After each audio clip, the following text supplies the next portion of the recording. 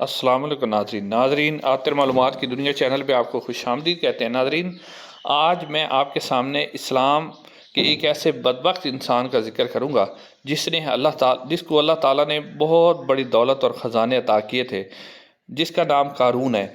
اس کے پاس اتنی دولت تھی کہ اس کی جو دولت کی چابیاں ہیں وہ سنبھالنے کے لیے اس نے ایک جماعت رکھی ہوئی تھی، اور جب یہ باہر نکلتا تو اس کی جو دولت کی چابیاں ہوتی تھی، تالوں کی چابیاں، ان کا وزن اتنا تھا کہ تقریباً 300 کے قریب اونٹ اور گھوڑے ان چابیوں کو اٹھایا کرتے تھے۔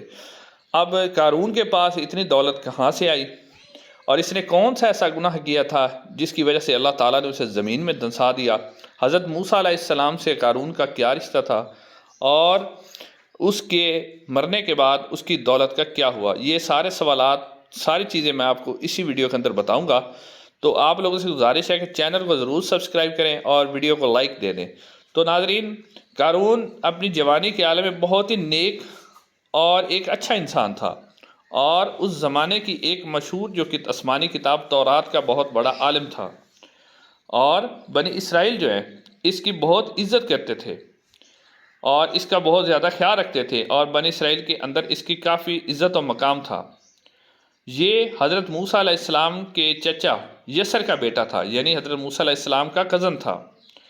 اب ناظرین، سوال یہ ہے کہ اس کے پاس دولت کہاں سے آئی؟ تو ناظرین، اس کا جواب یہ ہے کہ دولت اس نے اپنی محنت سے نہیں جمع کی تھی، بلکہ یہ ناپ تول میں کمی کرتا، ذخیرہ اندوزی کرتا اور سود کھاتا۔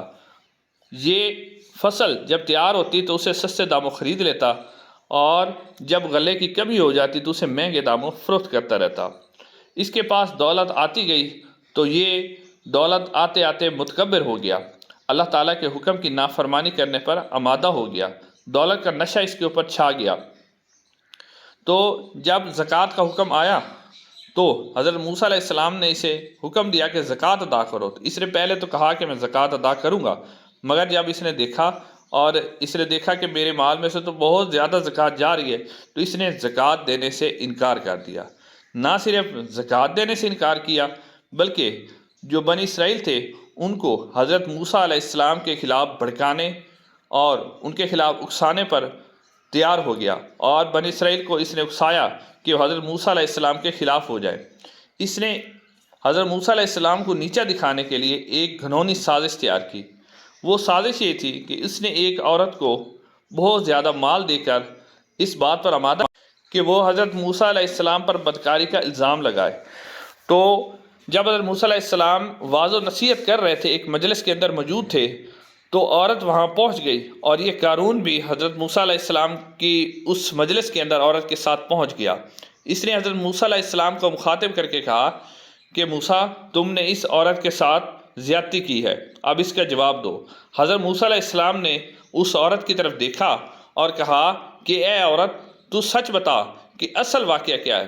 حضرت موسیٰ علیہ السلام کا جاہو اور جلال دیکھ کر عورت ڈر گئی، سہم گئی، اور وہ حضرت موسیٰ علیہ السلام پر کوئی الزام تو نہ لگا سکی، البتہ اس نے سچ بتا دیا کہ مجھے قارون نے بہت زیادہ مال اور دولت دے کر آپ پر الزام لگانے کا کہا ہے، واللہ آپ نے میرے ساتھ کوئی زیادتی نہیں کی۔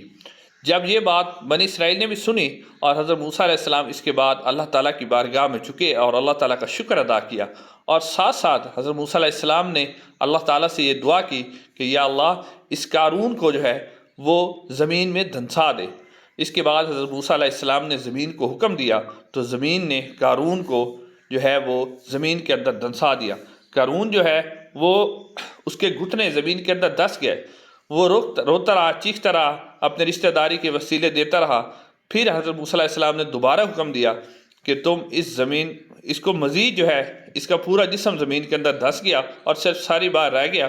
اس کے بعد حضرت موسیٰ علیہ السلام نے بنی اسرائیل سے فرمایا کہ جو قارون کے ساتھ رہنا چاہتا ہے وہ قارون کی سائڈ پہ ہو جائے، اور جو میرے ساتھ رہنا چاہتا ہے وہ میری سائڈ پہ آ جائے۔ تو سارے لوگ جو ہے وہ حضرت موسیٰ علیہ السلام کی طرف چلے گئے، صرف 2 لوگ بنی اسرائیل میں سے ایسے بدبخت تھے جو قارون کے ساتھ ہی رہے۔ اس کے بعد حضرت موسیٰ علیہ السلام نے زمین کو حکم دیا کہ قارون کو بالکل دھنسا دے، تو قارون مکمل طور پر زمین کے اندر دھس گیا۔ جب یہ زمین کے اندر دھس گیا تو اس کے ساتھ جو 2 لوگ تھے انہوں نے یہ کہنا شروع کر دیا کہ حضرت موسیٰ علیہ السلام نے قارون کو زمین میں اس لیے دھنسایا ہے کہ یہ چاہتے ہیں کہ قارون کی جو جائیداد ہے اس پر یہ قبضہ کر سکے۔ تو موسیٰ علیہ السلام نے اللہ تعالیٰ سے دعا کی کہ یا اللہ اس کے خزانے اور اس کے جو مکان ہے اس کو بھی زمین میں دنسا دے۔ تو اس کے ساتھ اس کا مکان اور زمین بھی جو تھی، اس کی جائیداد تھی، اس کے خزانے تھے، وہ بھی زمین میں دھنس گئے۔ تو ناظرین، اب قارون کی جو اس دولت ہے، اس سے ہمیں یہ نتیجہ نکلتا ہے کہ جو بھی ہمارے پاس مال و دولت جتنی بھی ہو، ہمیں متکبر نہیں ہونا چاہیے، کیونکہ اللہ تعالیٰ کسی کو مال دے کے آزماتا ہے اور کسی سے مال لے کے آزماتا ہے۔ اور ناظرین، جو مال دینے والی آزمائش ہوتی ہے بہت ہی مشکل ہوتی ہے، اور اس پر آزمائش پر پورا اترنا بہت ہی مشکل ہے۔ تو اللہ تعالیٰ ہمیں تکبر اور حرص سے محفوظ فرمائے، اللہ تعالیٰ ہماری رہنمائی فرمائے، اللہ تعالیٰ ہمارے اوپر اپنی رحمت نازل فرمائے۔ انشاءاللہ اگلی ویڈیو میں آپ سے ملاقات ہوگی۔ السلام علیکم ورحمۃ اللہ وبرکاتہ۔